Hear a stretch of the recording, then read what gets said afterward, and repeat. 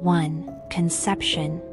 I always tell myself, the perfect murder is a work of art. It is a symphony of darkness in which every note sounds precisely and every detail is calibrated to the last detail. You can't leave anything to chance. You can't let chaos invade the perfect order of death.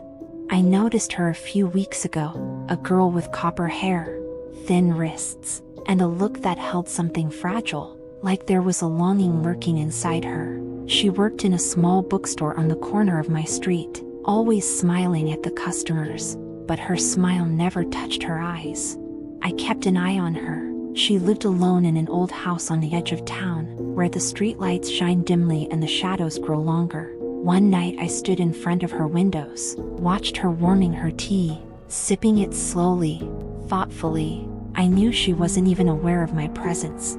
Her routine was simple. The workday ended at 9 p.m. Then she would go home. Sometimes she'd stop by the store to fix books on the shelves. On Saturdays she'd go to a cafe, order a cinnamon coffee and read a book. Nothing out of the ordinary, nothing that could save her. 2. Preparation. Perfect murder requires patience. The first thing I did was think of an escape route. I already knew that the only security cameras in her neighborhood were at banks and supermarkets. There were none in the alley behind her house. The second step was weapon selection. No gunshot wounds, too much noise, too much blood. Knife? No, that's messy. Strangulation? Yeah, quiet, elegant. I bought a pair of black leather gloves so I wouldn't leave marks. I studied her habits. I made sure she didn't have a boyfriend who might show up unexpectedly. Checked the doors and windows of her house. The lock on the back door was old, worn. I could open it in just a few seconds.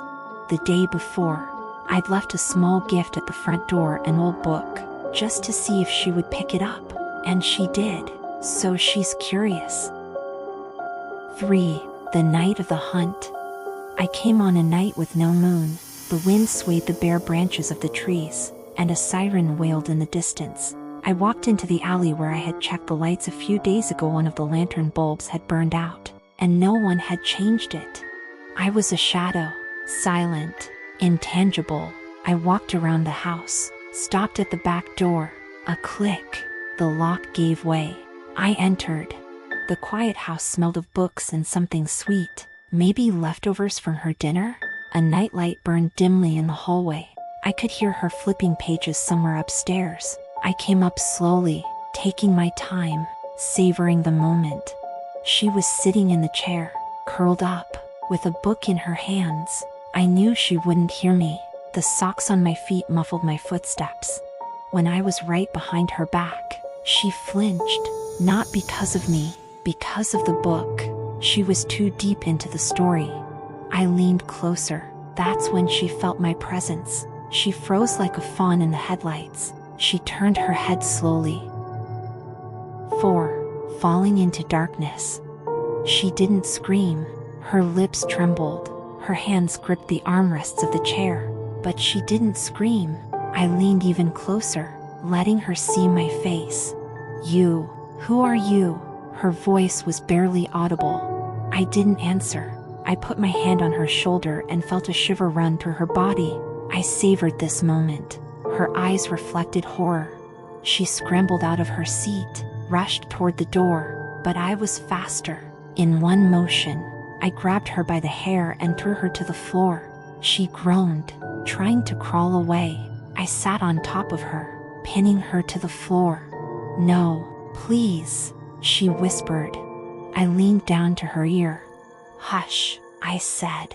She tried to struggle. Her nails dug into my hands, but the pain didn't bother me. I savored her desperation. She wheezed, thrashing until she froze. Her body went limp and her eyes remained open, filled with terror. 5. Disappearance. I held her in my arms for a few more minutes. A beautiful moment. Silence. Calm. Now the work. I knew what I had to do. I knew where to put my body. It wouldn't be the first time I'd done it. I wrapped her in plastic wrap, checked the room for evidence. I worked quickly and methodically, like a surgeon. No rush. but no unnecessary delay. An hour later, I was well away from her house. No one saw me. No one knew I was there. The next morning, the town woke up as it always did. People were going to work, discussing the weather, and I stood in the crowd, drinking cinnamon coffee and listening to someone say, "Did you hear that? The bookseller's missing. Just disappeared." I smiled. After all, the perfect murder is a work of art, and I am its creator. 1. Night Watch. Jack got a job as a night guard at the Winchester Sons antique store. The job was simple: check doors, monitor cameras, make rounds once an hour. The building was old, smelling of wood, dust, and something else faintly perceptible, like the odor of long-buried history. He liked it here at first: the quiet, the dimmed lights, the cozy little gatehouse with the coffee maker and the old detectives. But the longer he worked, the more he felt like he was being watched. The shadows seemed to thicken in the corners, and the antique clock on the wall ticked a little louder than it should. One day, as he made his way around the store, he noticed something strange. The antique box that always stood behind the glass was on the counter. No one but him was in the store. 2. The box. Jack took it in his hands. The wood was warm, as if it held someone else's warmth. He felt the carvings, trying to make out the patterns: intertwining snakes, an eye in the center, incomprehensible symbols around the edges. There was no lock. He opened the lid carefully, and suddenly the lights in the store went out. There was a silence so thick he could hear the blood pounding in his temples. After a moment, the lights flickered on and off again.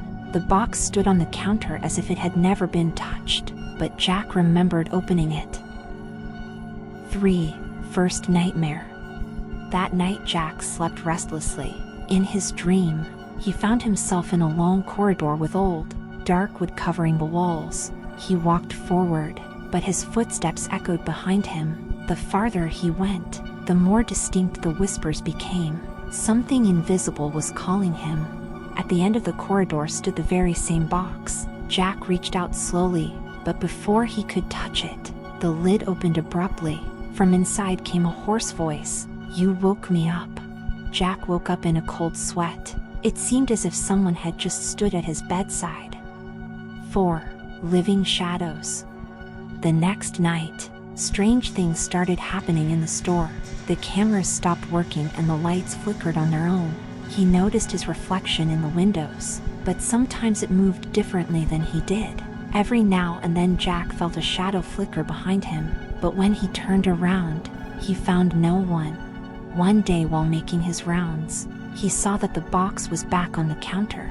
He knew he had locked it in the safe. With a trembling hand he opened it again, and felt a gust of icy air, as if something had passed through him. 5. Disappearance. It was getting worse every day. Jack began to lose track of time. He looked at his watch, blinked, and suddenly 3 hours had passed. He stopped eating, his skin turned pale, and there were shadows under his eyes.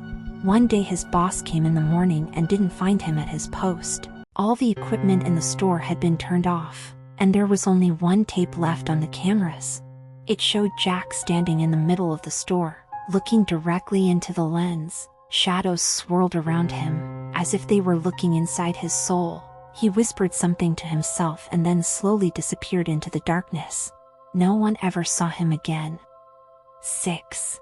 Afterward. A few weeks later, the store was closed. The last owner disappeared under mysterious circumstances. People who passed by said that you can still see Jack's reflection in the windows. He stands there, trapped, with a frozen expression of horror.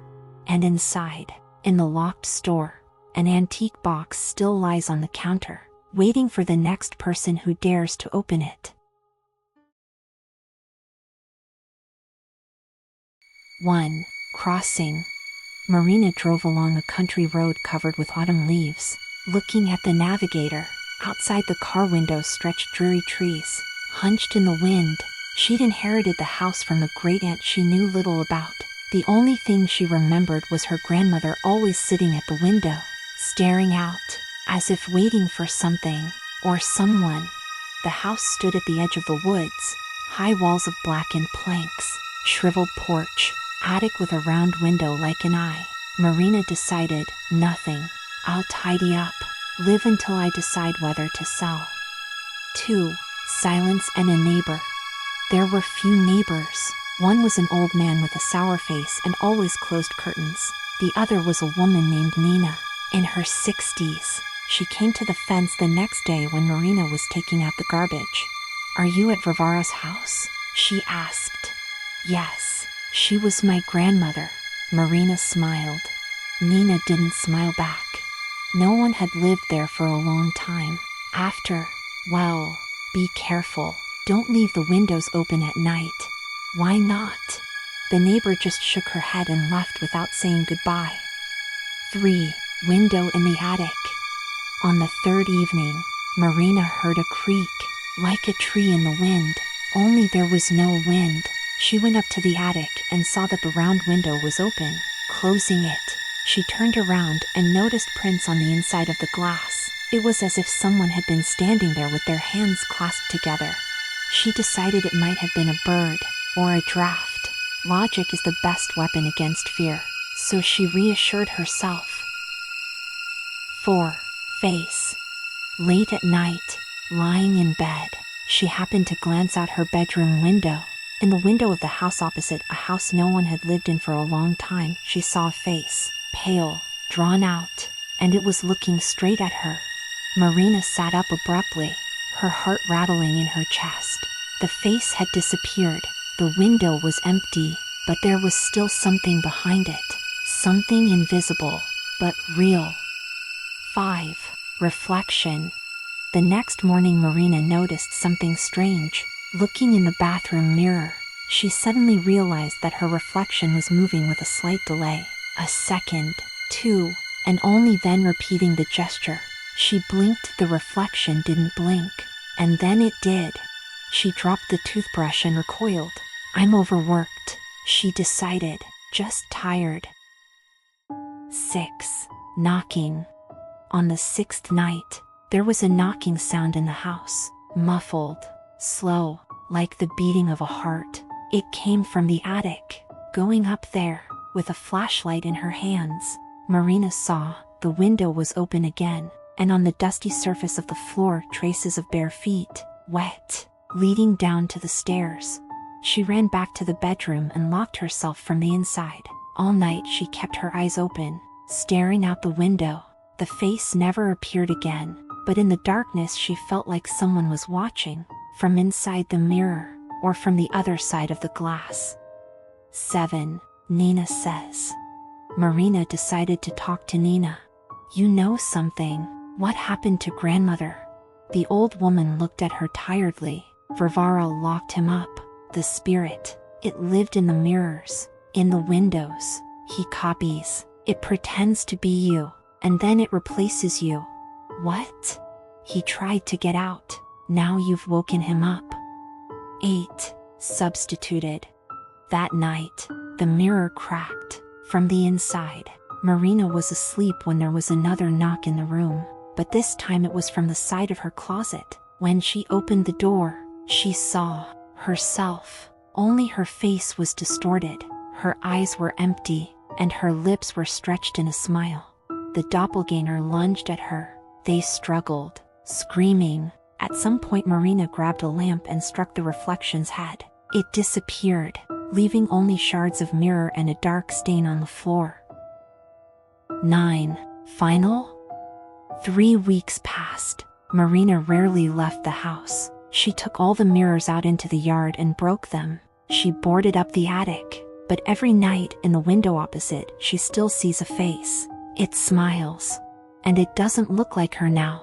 It's waiting. It knows that in time she'll come closer to the window. And then they'll switch places.